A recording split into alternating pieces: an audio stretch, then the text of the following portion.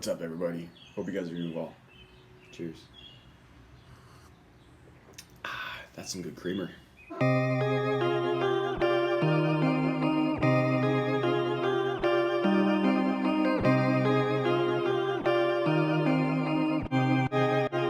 Bobby on the track. You guys hear that? Now, geometry, you guys have a quiz this week. You don't have a test this week. You have a quiz on the second half of chapter 12. So 12.3 through 12.6 will be the quiz on Thursday at 10 a.m. Group B will be going at noon, just like usual. Notice that we don't have even though we finished chapter 12, we won't be having a test yet. And the reason for that is because I'll be combining both chapter 12 and chapter 13 on one test, which is in, I think, 2 weeks. So we have one more test. We have a quiz on Thursday, a quiz next week, and then the test will be after that. So the schedule is quiz this week, quiz next week, and then test on chapter 12 and 13. If you guys have any questions about the rest of the schedule, shoot me an email. I'll let you know. Also, I will be dropping, as usual, the lowest quiz for you guys. And in regards to extra credit, I'll be trying to think of a extra credit assignment for both Algebra 2 and Geometry, which I'll do that soon, so you guys can get working on it. Make sure you guys are submitting any late work that you have. I'll try and give you as much partial credit for that 3-day period after the 12th.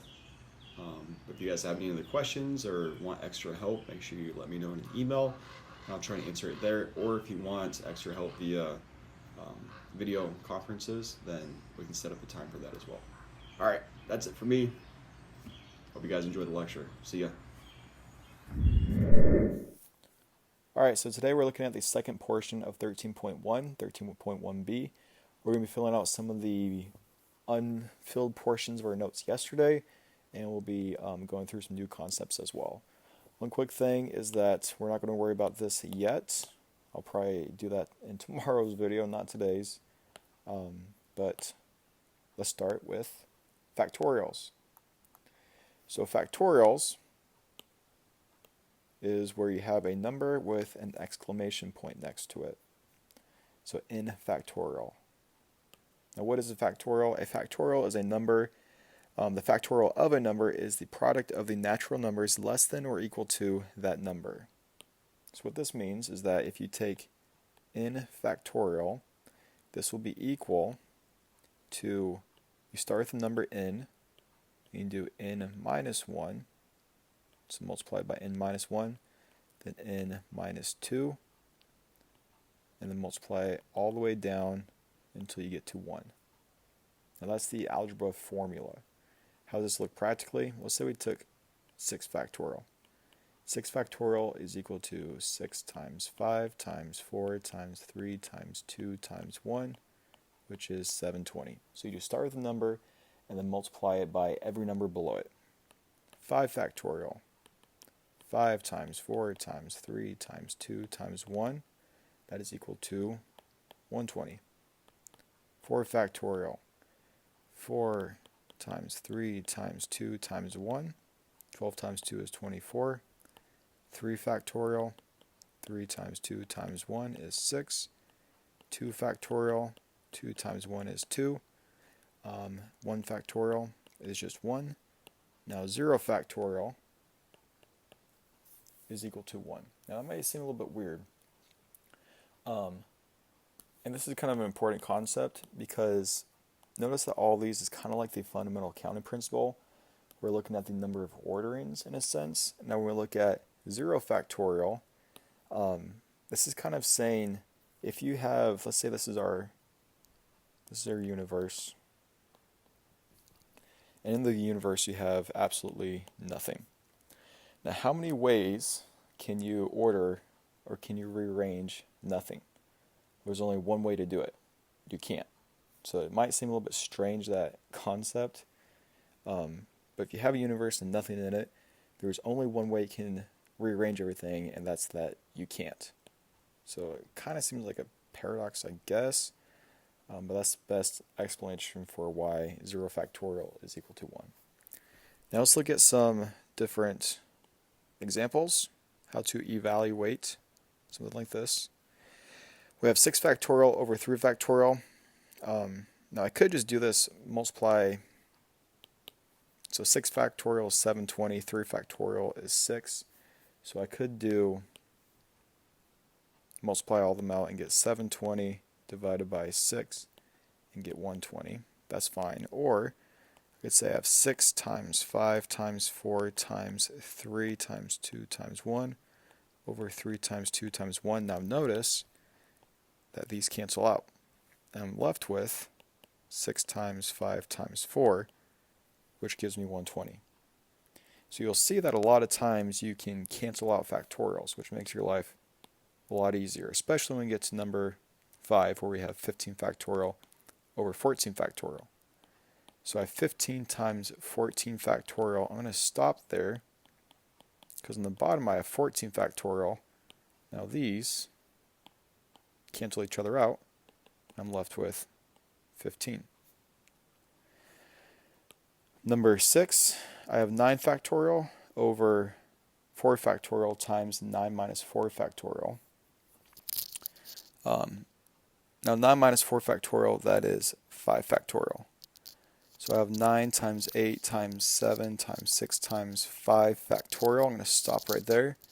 And I have 4 times 3 times 2 times 1 times 5 factorial. Now these cancel out. 8 and 4, those cancel. I'm left with 2 up here. 3 and 6 cancel. I'm left with 2. 2 and 2 cancel. So all I'm left with is just 9 times 2 times 7, which gives me 126. So whenever you're dealing with factorials, look for easy ways to cancel things out to make your life easier. Now the second portion of today's lecture is permutations and combinations. Now these are important, we'll be using them a lot, and it's a way to count things. So let's just start with a quick example. And let's say that I asked you to list, or the question, how many ways can you arrange letters X, Y, and Z using each letter once? So what's my different arrangements? Well, I could do X, Y, Z. I could do Z, or let's do X, Z, Y. I have Y, X, Z. I have Y, Z, X. Let's put the Z first. Z, X, Y. And I can swap the X and Y and have Z, Y, X. So you see that I have a total of 6 different ways. And using the fundamental counting principle, 3 times 2 times 1 equals 6. But these are my different arrangements. But notice when I was doing this, that every time, so my pool of letters was X, Y, and Z. Now if I started with X, that was taken away, that was gone. And I only had Y and Z left. I could do Y, then Y was gone, I was left with Z. So the order in which I put these letters together mattered, because once I used a lettering, or a letter, it was gone. I had to use something else. So that's an example of where the order matters, and that is a permutation. So when the order matters in counting a selection of items, we call the arrangements permutations. And that's where the fundamental counting principle is useful. Usually it works out to the same, not always, but I think not always. Anyways, when the order matters, we call it a permutation. Now, when the order does not matter in counting selections, we call the groups a combination. Now these two words are important, arrangement and groups. That's kind of the way you can think about it. In a permutation, think that you're arranging things in a specific order. So in this example here, I was arranging the letters in a specific order. A combination, just think a group. You're just picking a group. So you have a bunch of items and you're just reaching in, like you have a bag of marbles and you're just reaching into the bag of marbles and you're just grabbing a group of marbles. It doesn't matter how you grab them, you're just grabbing a group. That's the idea for a combination. It doesn't matter the order. So when I look at my next example here, notice how it says how many combinations. Right there, that indicates that the order does not matter in these arrangements. So if I have X, Y, and Z, and I just want a combination or a group of letters, I'm going to use each letter once. How many groups can I make from these three? Well, it doesn't matter. I don't care about these orderings here. I don't care if they come in specific orders. All of these mean the same to me. So if I have three letters and I just want one, or if I'm just taking a group of those three letters, there's only one way I can do that. So an idea is, again, think that you have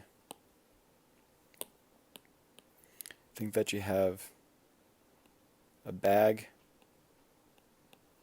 of letters, X, Y, and Z, and I'm reaching in and grabbing three letters at once. If I reach in and grab three letters at once, how many different groups could I do? Well, if I reach in and grab three letters, I have to grab all three at once, so there's only one way I can do that. With a permutation, we're looking back up here, if I had a bag, it's an ugly bag, with X, Y, and Z, and then I was reaching in and grabbing one at a time, so grab one, then grab one, then grab one, well then I'm going to have a bunch of different arrangements that I can get from reaching in one at a time. So that's the kind of the different idea between a permutation and a combination. And if you understand that, it's going to be a little bit easier. A lot of times these questions, they are confusing, they are kind of difficult, but just think, do I have an arrangement or a group? Now this picture down here, the lock, now a lot of people would call this a combination lock. But the reason this is an example is because if you have this lock, and let's say your code for this lock is 1, 2, 3, 4. Entering those numbers will unlock this lock. Well, what if you do 4, 3, 2, 1? Would that unlock it? No, it wouldn't. So since the order matters here for a lock like this, even though a lot of people call it a combination lock, this is really a permutation lock. Because when you enter the numbers, it has to be in specific order. So let's go and skip all the way to these parts right here. Let's go and start filling these in. First box is permutation. Permutations, which states that the number of permutations of an item is the ways to arrange all the items, and this divide out or take away the ways to arrange the items not selected. So our formula for this is N capital P R, NPR, where this will be equal to N factorial over N minus R factorial. This is where the order matters.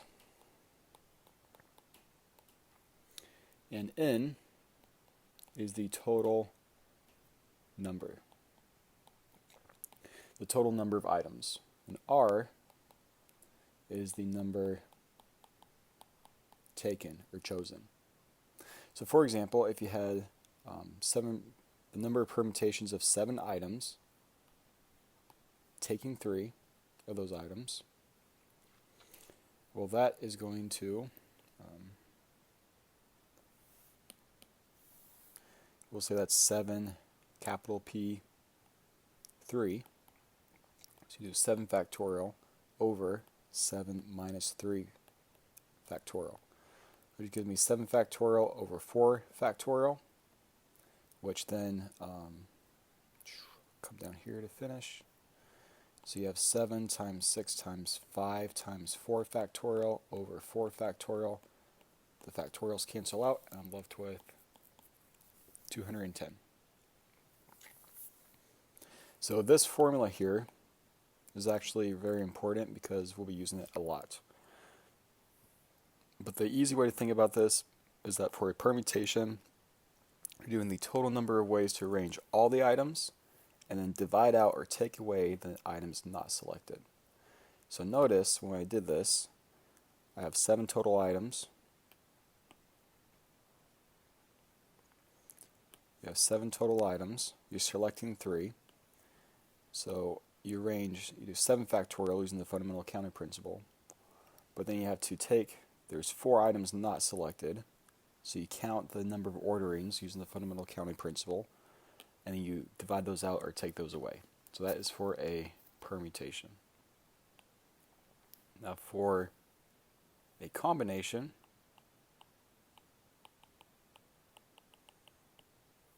where the order doesn't matter, we still have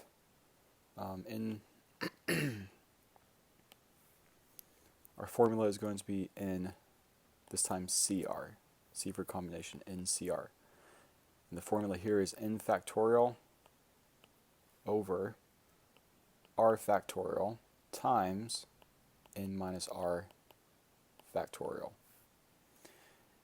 So the n stands for, just like before, the total number possible, number of total items. R stands for the number taken. When we look at our formula, the number of combinations is going to be equal to the total number of ways to arrange all of the items, but we want to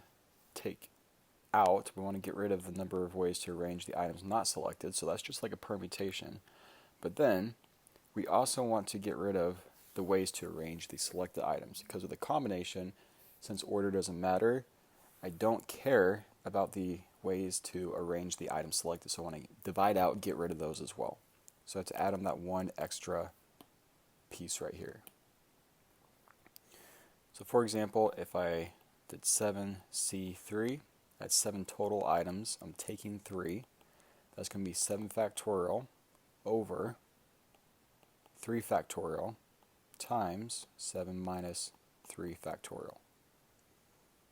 Well, that will give me, come down here to finish, that's going to give me 7 times 6 times 5 times 4 factorial over 3 times 2 times 1 times 4 factorial.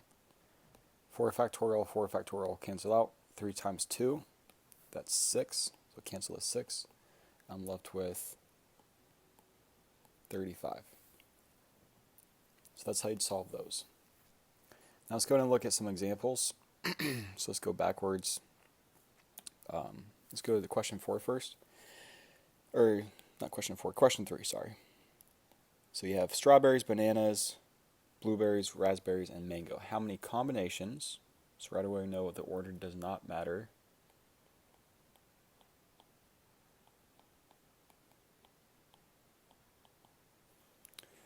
And we're looking for 3 total fruits to be chosen. So what's my total number? What's n? N is equal to 5, because I have 5 items. How many am I picking? 3. So the idea here is that you have a bag of fruits. I'm reaching in, I'm taking 3. Take 3 at once. So you have 5 total, I'm taking 3 at once. So using my formula in CR, that is going to give me 5C3, which then gives me 5 factorial over 3 factorial times 5 minus 3 factorial. So the 5 factorial is the number of ways to arrange all 5 fruits. 5 minus 3 factorial, or 2 factorial, is the number of ways to arrange the items not selected, so 2 of those items will not be picked when I reach in and take a grouping of 3. And I don't want to double count. I don't want to count the number of ways to arrange those 3 items that I take. So that's what's going on in the formula. Well, this will give me 5 times 4 times 3 factorial over 3 factorial times 2 factorial, which is 2 times 1. Well, these factorials cancel out. 2 and 4 cancel. That leaves me with 2. So I get 5 times 2, which is 10 ways. And that's my answer. Number 4, let's say that we were taking, let's see, a track team has 6 runners in the race. The coach selects 2 runners to run in the first heat. How many ways can the runners be selected? So will this be a permutation or a combination? So let's think about it. We have 6 total runners.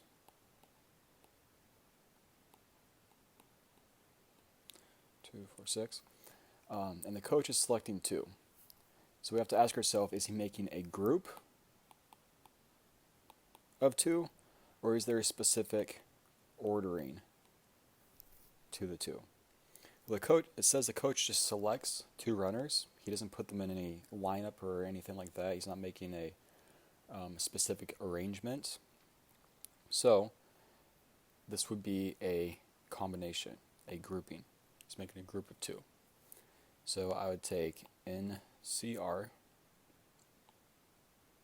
which is going to give me 6, selecting 2. So 6 factorial over 2 factorial times 6 minus 4 factorial. So 6 times, timeout.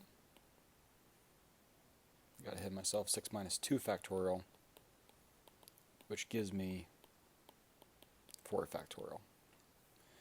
So that will give you 6 times 5 times 4 factorial over 2 times 1 times 4 factorial. Those cancel. 6 divided by 2 is 3. So you should get 15 different groupings or different ways to select the runners. Number 5, how many different ways can the coach form 2 5-players team from a group of 10 basketball players? Now for this one, it's kind of interesting because we have 10 players, and we're trying to form 2 5-player teams. So is this a grouping or an arrangement? Well, this is a grouping because I'm just picking 5 players as a group, not a specific ordering. Now, it might be confusing because you think you're forming 2 different teams of 5 players from a group of 10. So if this is a combination, because we have a group NCR, well, the number total, that was pretty straightforward. You have 10. So 10C, but what's my number of selected items? What's R? Well, if we think about this, I'm picking 5 players, but what about the other team? Well, if I pick 5 players, say I pick those top 5, well, automatically, just by picking those 5, my second team is formed. So really all I have to do is just form one team. And if I form one team, the second one is automatically picked. So all I have to do is just pick 5. So I get 10 factorial over 5 factorial times 10 minus 5 factorial, which gives me 10 factorial over 5 factorial times 5 factorial. Now, quick note, do not do this. 25 factorial. That's really wrong. Don't make that mistake. You have to solve these individually. So you get 10 times 9 times 8 times 7 times 6 times 5 factorial over 5 factorial times 5 times 4 times 3 times 2 times 1. Those factorials cancel out. 5 and 10 cancels to 2. 4 and 8 cancels to 2. 3 times 2 is 6, so those cancel. So really what you have is 2 times 9 times 2 times 4, and that gives you, which gives you 252. So there's 252 different ways to form two groups of 5-player teams from a group of 10 basketball players. Now let's go back to page 1 where we had the Cinderella example. Now with this one, how many ways could you cast the parts of Cinderella, her evil stepmom, and her 2 stepsisters from a group of 10 actresses? Now in this one, we again have 10 people, but now actually I'm filling roles. So I have Cinderella, I have the stepmom, I have the stepsister, and the second stepsister. So now when I select somebody, they're taken off of the list. If I take this person, they're removed from the list. So hopefully you see that every time I select somebody, they're actually taken from the list because I have specific roles to fill. So the order matters here. So this would be a permutation. So N, P, R. And that's why we're using these boxes here. So for this, we get N is 10, P for permutation. How many am I selecting? We have 4 roles to fill, which gives you 10 factorial over 10 minus 4 factorial, which gives you 10 times 9 times 8 times 7 times 6 factorial over 6 factorial. Those cancel, and you're left with that 5040 as your answer. Now how many orderings right there, orderings, letters A, B, and C, D, and D are there? Now if we think about this, you have this pool of letters, and I'm filling in 4 different spots. So once I pick A, given this ordering, I can't use A again, so let's say I pick C, that's out, B, that's out, D, that's out. So this is a permutation, so N, P, R. I have 4 letters. I'm selecting 4.